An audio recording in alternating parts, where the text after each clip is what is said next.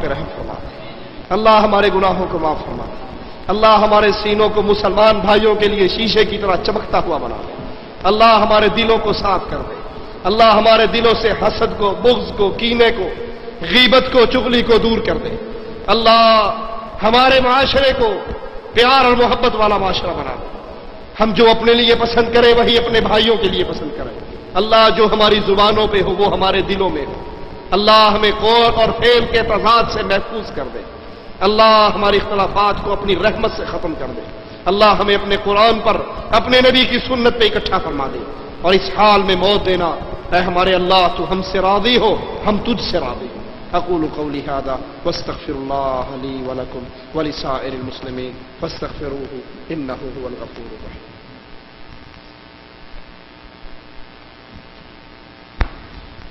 جزاکم اللہ خیر، احسن الجزاء۔ حضرات، اختلافات کے حل کے عنوان پر آپ فضیلت شیخ توصیف الرحمان کو سماعت فرما رہے تھے۔ اللہ رب العالمین سے دعا ہے کہ اللہ رب العالمین ہمارے دلوں سے کجی، نفرت اور اختلافات کے جو اسباب ہوتے ہیں ان سے ہمارے دلوں کو پاک فرما دے، اور ہمارے دلوں میں باہمی محبت اور اتحاد کی وہ باتیں ڈال دے جس سے کہ معاشرے میں ہم ایک اچھی امت واحدہ، جس کو نبی کریم صلی اللہ علیہ وسلم نے ایک اچھے معاشرے کی تشکیل کے لیے بیان فرمایا ہے۔ اللہ رب العالمین ہمیں اس معاشرے کی اصلاح کے لیے ہم سب کے دلوں کو محبت اور اللہ اور اس کے رسول کی محبت پر یکجا فرما دے، آمین یا رب العالمین۔ حضرات، اس سے قبل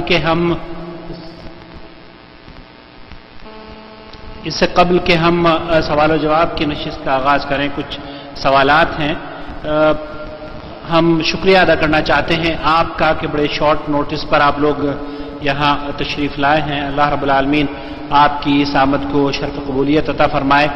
ساتھ ہی ساتھ ہم شکریہ ادا کرنا چاہتے ہیں فضیلت شیخ توصیف الرحمان کا کہ آپ ہماری دعوت پر ریاض سے خاص طور پر ہر مہینے الحمدللہ تشریف لاتے ہیں۔ اللہ رب العالمین آپ کے اس سفر کو اور دوسرے جو سفر آپ نے کیے ہیں آپ کے موازین حسنات میں اضافے کا ذریعہ بنائے۔ ہمارے پاس کل سے بہت ساری کالز آئی ہیں اور کچھ لوگوں نے اس بات کا اظہار کیا ہے، چونکہ یہ عزیزیہ کا علاقہ بہت ایزی اپروچ ہے، سب لوگ یہاں پر اکٹھے ہو جاتے ہیں، تو یہ کوشش کی گئی ہے کہ جو یہ ماہانہ پروگرام ہمارا ہوتا ہے ہم اس کو منطقہ عزیزیہ یا مدرسہ حفصہ یا جو قرب جوار کا علاقہ ہے اسی میں کریں، تو انشاءاللہ تعالی اس سلسلے میں آپ لوگوں تک اطلاعات مستقبل میں جس طریقے سے ماضی میں ملی ہیں اسی طریقے سے مستقبل میں بھی آپ تک اطلاعات انشاءاللہ پہنچ جائیں گی۔ جون کے اخیر میں اگر پروگرام نہ ہوا تو انشاءاللہ جولائی کے پہلے ہفتے میں انشاءاللہ ہوگا۔ میں ان تمام احباب کا بھی شکریہ ادا کرنا چاہوں گا جن کی جدوجہد سے آج کی نشست کا انعقاد ہوا ہے، خاص طور سے مدرسہ ام المؤمنین حضرت حفصہ رضی اللہ تعالی عنہ کے ذمہ داران کا اللہ رب العالمین ان کے اس ادارے کو اسی طرح علم پھیلانے کا ذریعہ بنائے، اور ان کی جدوجہد کے نتیجے میں مسلمانوں میں جو جہالت پھیل رہی ہے اللہ رب العالمین اس مدرسے کی کاوشوں کے نتیجے میں اللہ رب العالمین ان جہالتوں کو، ان گمراہیوں کو دور فرما دے۔ یہ مدرسہ ہر مسلمان کی ترجمانی کرنے کے لیے اس کے دروازے کھلے ہوئے ہیں۔ یہ مدرسہ کسی خاص مکتب فکر کی ترجمانی نہیں کرتا، یہ مدرسہ کسی خاص شخصیت کے لیے نہیں بنایا گیا، بلکہ یہاں کے ذمہ داران کی کوشش یہ ہے کہ یہ مدرسہ قرآن و سنت کی نشر و اشاعت کے لیے اس شہر میں بلکہ دنیا کے ہر گھر میں، ہر ملک میں یہاں سے پیغام جو ریکارڈ ہو رہے ہیں، یہاں سے جو کیسٹ تیار ہو رہی ہیں وہ توحید کی دعوت لے کر ہر گھر میں دستک دیتی ہوئی نظر آئے۔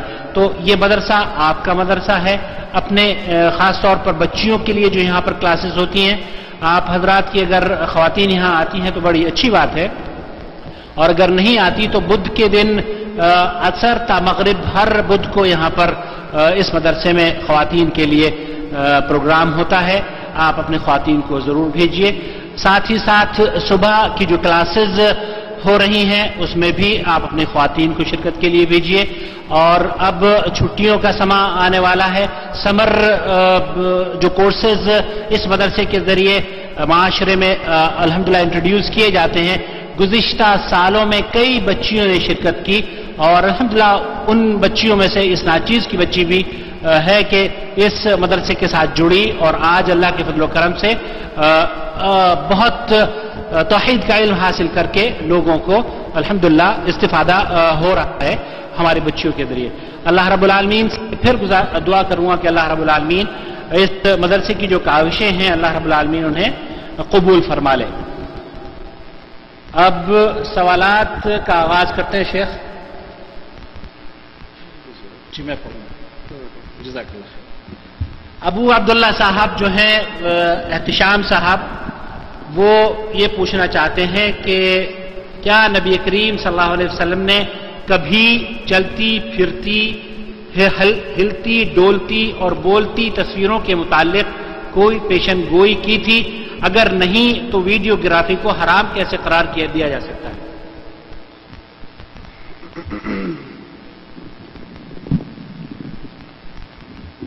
ہمارے علم میں ایسی کوئی روایت نہیں ہے جس میں اس چلتی پھرتی تصویر کو جس سے ویڈیو کہا جاتا ہے، اس کی حرمت کے بارے میں رسول اللہ صلی اللہ علیہ وسلم کی کوئی واضح روایت، واضح قطعی نص کو ہمارے علم میں نہیں ہے. اس کو حرمت کے جو قائل ہیں وہ اسی تصویر پہ قیاس کرتے ہوئے کہ اللہ کے نبی صلی اللہ علیہ وسلم نے تصویر سے منع کیا تو یہ تصویر ہے، تو لہذا جو اس کی حرمت کے قائل ہیں ان کے پاس بھی یہی دلیل ہے، اور جو اس کے جواز کے قائل ہیں ان کے پاس بھی یہی دلیل ہے کہ یہ تصویر وہ جامد تصویر نہیں ہے جو اس دور میں ہوا کرتی تھی، جو بنائی جاتی تھی، جس کو انسان خود بناتا تھا اپنے ہاتھ سے. وہ اللہ کی تخلیق نہیں ہوتی تھی بلکہ انسان اس کو خود تخلیق کرتا تھا، اور قیامت کے دن کہا جائے گا تو نے مالک کا مقابلہ کیا اس تخلیق کر کے اس میں روح ڈال. تو جو اس کے جواز کے قائل ہیں ان کی دلیل بھی یہی ہے کہ اس کے ذریعے جو بنائی جاتی ہے وہ تو اللہ کی تخلیق ہے جس کو سیو کیا جا رہا ہے، اور وہاں جو لفظ ہیں وہ تصویر ہے جس میں روح ڈالنے کا حکم ہوگا، جو مالک کی تخلیق نہیں ہوگی بلکہ اس کو خود تراشا جاتا ہے، خود بنایا جاتا ہے. واللہ اعلم. جزاک اللہ خیر.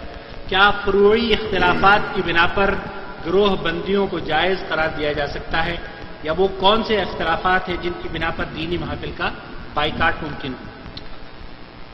فروعی اختلافات کی بنیاد پر تنظیمیں، جماعتیں الگ نہیں کی جا سکتی، اور اس سے مراد کسی مسئلے میں فہم کا اختلاف ہو جائے.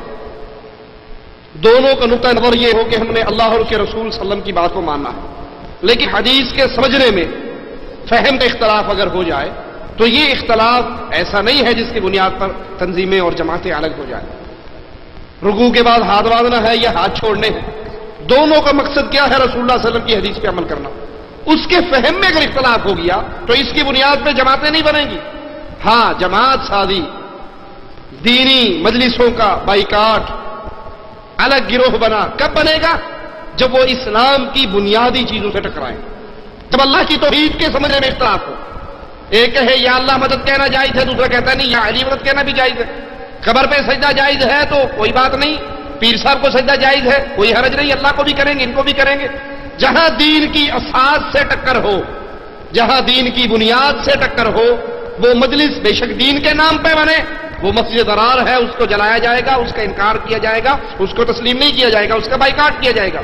لیکن جہاں قرآن اور حدیث، توحید اور رسالت، بنیادی چیزیں اسلام کی، اس کو تسلیم کیا جاتا ہے، مسئلے کے فہم میں، حدیث کے سمجھنے میں اختلاف ہو جائے، مقصد دونوں کا یہ ہو میں نے حدیث لینی ہے، تو یہ اختلاف ایسا نہیں ہے جس پہ انتشار کیا جائے اور جماعتیں الگ کی جائیں. واللہ اعلم. جزاکم اللہ خیر. جو عورتیں علم ہونے کے باوجود عمرے میں سلا ہوا نقاب پہنتی ہیں ان کے بارے میں کیا حکم ہے؟ عمرے کے اور حج کے دوران نقاب کو باندھنا منع ہے، لیکن پردہ کرنا منع نہیں ہے. اس طرح حضرت عائشہ کی روایت میں ہے کہ ہم چہرہ کھلا رکھتی، لیکن جب کوئی اجنبی مرد ہمارے قریب آتا تو ہم اپنی چادروں کو اپنے چہروں پہ ڈال لیتی. تو نقاب کو باندھا نہ جائے، پیچھے اس کی ڈوری نہ باندھی جائے، لیکن نقاب ایسا بنایا جائے کہ وہ پلو آپ کے چہرے پہ پڑا رہے، کیونکہ چہرے کا پردہ فرض ہے، وہ عمرے کی حالت ہو یا غیر عمرے کی. اگر اجنبی مرد ہے اور چونکہ یہ ماحول یہ وقت رسول اللہ صلی اللہ علیہ وسلم کے دور والا نہیں، وہاں تعداد بڑی کم ہوا کرتی تھی، اور اب تو کندھے سے کندھا ٹکراتا ہے۔ اب تو کوئی صورت ہی ایسی نظر نہیں آتی کہ بیت اللہ شریف میں داخل ہونے کے بعد آپ کو ہو کوئی اجنبی مرد میرے قریب نہیں آیا۔ تو اس صورت میں چہرے کا پردہ لازمی کیا جائے گا، لیکن نقاب کو باندھا نہ جائے، ایک چادر سی کے، ایک چادر کا بڑا نقاب کی جائے، یا لمبی چادر ڈال لیجیے، آدھی پیچھے آدھی آگے، اس کے اوپر برقع رکھا جائے اور آپ کا چہرہ اس چادر میں چھپ جائے۔ اگر وہ چادر چہرے پر لگ جائے یا وہ کوئی حرج نہیں اس میں، کوئی حرج نہیں انشاءاللہ۔ مسافے میں کیا دونوں ہاتھ استعمال کرنا مسنون ہے؟ سنت ایک ہاتھ کا دوسرے ہاتھ سے ملانا، ایک ہتھیلی کا دوسرے ہاتھ سے ملنا، یہ مسافہ ہے۔ جو دو حضرات دو ہاتھوں کے قائم ہیں، وہ صحیح بخاری کی ایک روایت کو دلیل بناتے ہیں کہ رسول اللہ صلی اللہ علیہ وسلم تشریف فرما اور صحابی کا ایک ہاتھ رسول اللہ صلی اللہ علیہ وسلم کے دو ہاتھوں کے اندر تھا کہ دیکھو جی مسافہ دو ہاتھ سے ثابت ہو گیا، حالانکہ میٹھا میٹھا ہاتھ ہاتھ کوڑا کوڑا تھو تھو۔ یہ جو روایت ہے یہ مسافے کے باب میں ہے ہی نہیں، یہ تو تعلم کے باب میں ہے کہ آپ کسی کو تعلیم دے رہے اور محبت سے آپ نے اس کے ایک ہاتھ کو اپنے دو ہاتھوں میں لیا ہوا۔ اچھا، اگر اس دلیل کو بھی مان لیا جائے تو یہاں سے کیا ثابت ہو؟ پہلی دفعہ پاکستان کی موجودہ حکومت نے قرآن کے ساتھ شادی کو قانوناً جرم قرار دیا گیا ہے اور اس کی سزا بھی رکھی گئی ہے، تو کیا وجہ ہے کہ پاکستان کی دینی جماعتیں حقوق نسواں بل کی مخالفت کر رہی ہیں اور اس سے پہلے کسی دینی جماعت نے قرآن کے شادی پر کبھی آواز نہیں اٹھائی؟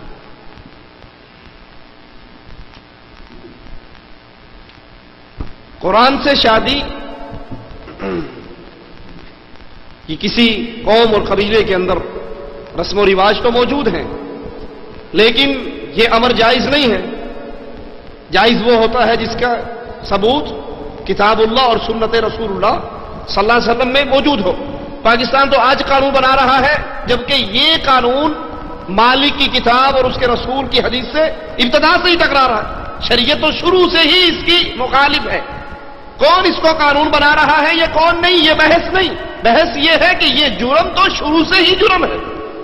اب پاکستان نے اگر اس کو قانوناً جرم قرار دے دیا اور اس کی سزا بھی رکھ دی تو دینی جماعتیں حقوق نسواں بل پر کیوں مخالفت کر رہی ہیں؟ آپ کو حقوق نسواں بل میں صرف یہ چیز نظر آتی ہے، جبکہ اگر ہماری آنکھ سے دیکھو گی تو اور کچھ نظر آئے گا۔